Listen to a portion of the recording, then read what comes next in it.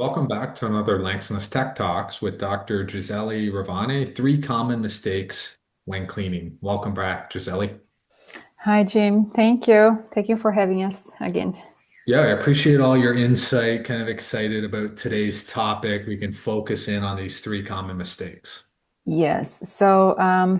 Today we will see some mistakes that are kind of common when starting the process of cleaning and disinfection. So, especially during terminal cleaning and disinfection between um, production cycles, or for example, if you're cleaning or disinfecting a truck, for example. So all these mistakes are very common, not just for barns, but also for, in general, surfaces. So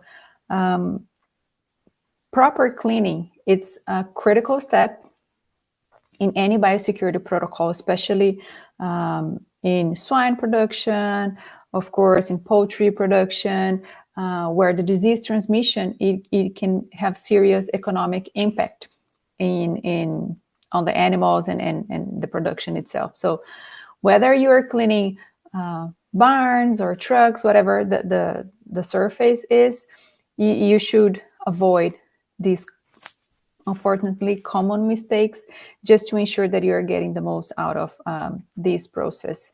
So the first common mistake is skipping the pre-cleaning and the surface preparation.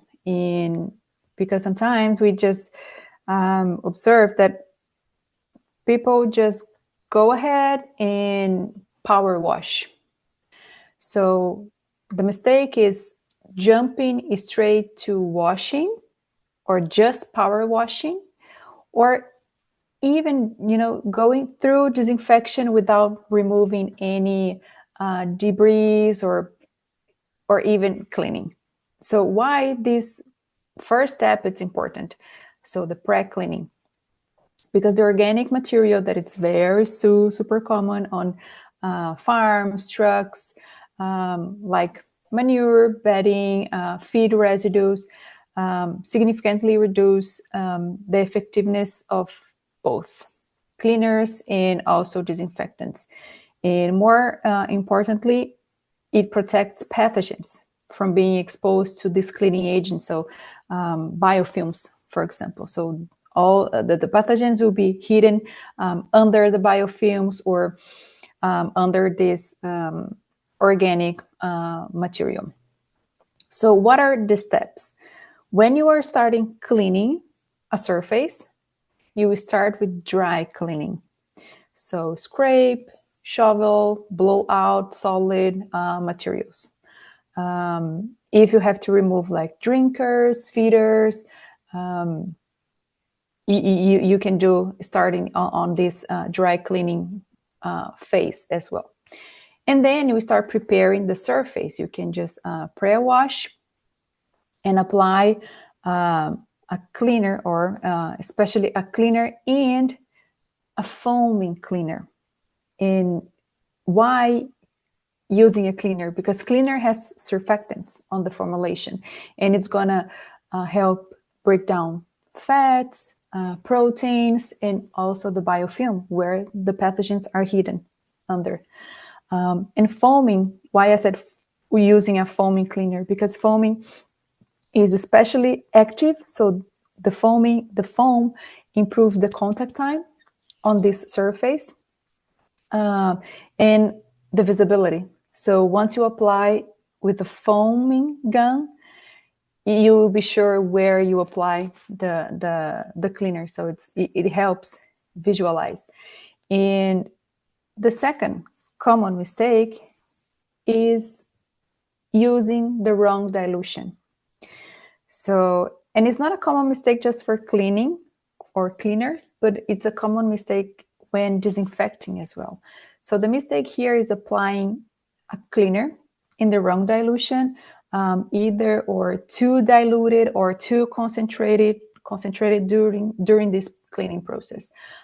These dilution proportions are carefully designed to balance the effectiveness, the safety, and the material compatibility as well. So if you apply a solution that is too diluted, the cleaner may not be effectively break down the organic material, for example.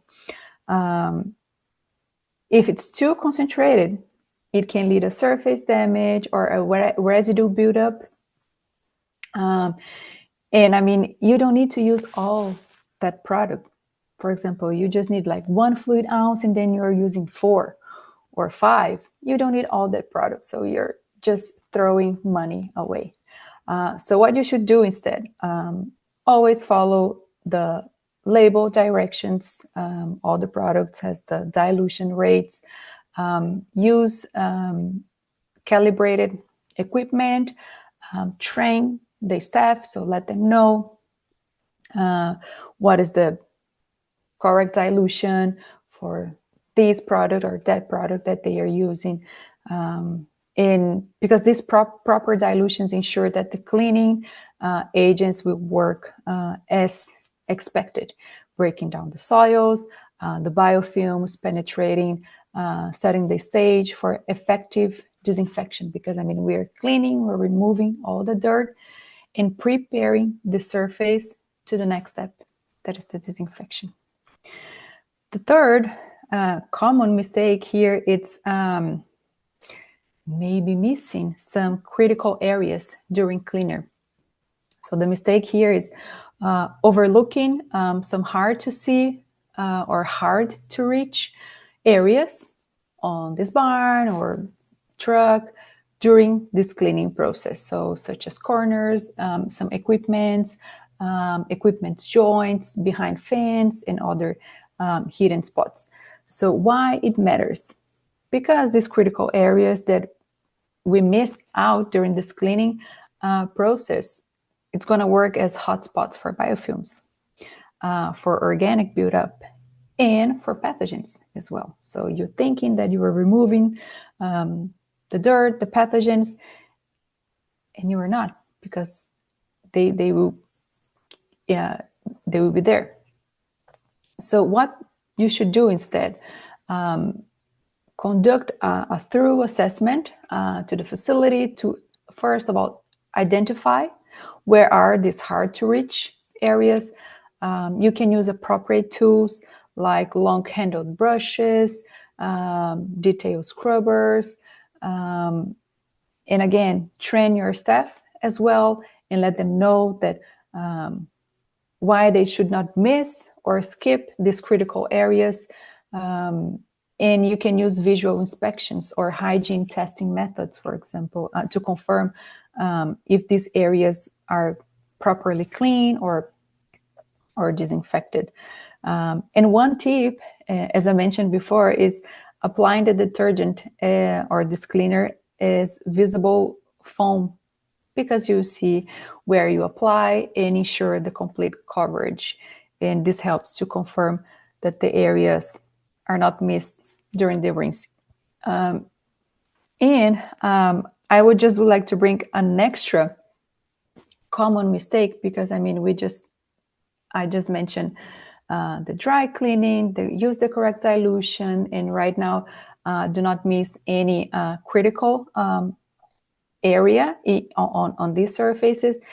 But another common mistake is not rinsing properly the surface or skipping the rinsing altogether. So why it's important to properly rinse the surface as well, because rinsing is a critical step, and when done incorrectly, there will be detergent or cleaner residues that could remain on the surface, which will compromise the overall effectiveness of hygiene process. So when the residues, they can reduce or neutralize the effectiveness of a disinfectant afterward, because they're different chemistries. For example, you're using like an alkaline cleaner, and then you're going to use a different chemistry for disinfection. So this mixture of chemistries can reduce or neutralize the effectiveness of the disinfectant. It can create a buildup or leave the floor slippery because cleaners are surfactants, right? So it can increase safety risks for animals and workers. So what to do? Always, when applying the cleaner, you will have to follow the manufacturer recommendation. So what is the contact time that I need? Or it's 10 minutes, 15 minutes, 20 minutes. It depends. Could be different according to the product. So always follow the label instructions and use, of course, clean water to rinse thoroughly all these surfaces as well. And if possible, wait. We always recommend wait this contact time, and do not let this foam dry, because when the foam dries, it's going to be harder. The rinsing process is going to be a little bit harder. So make sure to not let this foam get dry as well. And again, train staff to treat this cleaning process as an essential part of cleaning. And it's not just the final rinse, but all the steps before, because it's very important for keeping the biosecurity on your farm, on our farms, and in trucks or any other surfaces that we are just taking care and working with biosecurity. So this is what I would like to share today. Not just 3 common mistakes, but I just share an extra one. So 4 common mistakes when cleaning these surfaces.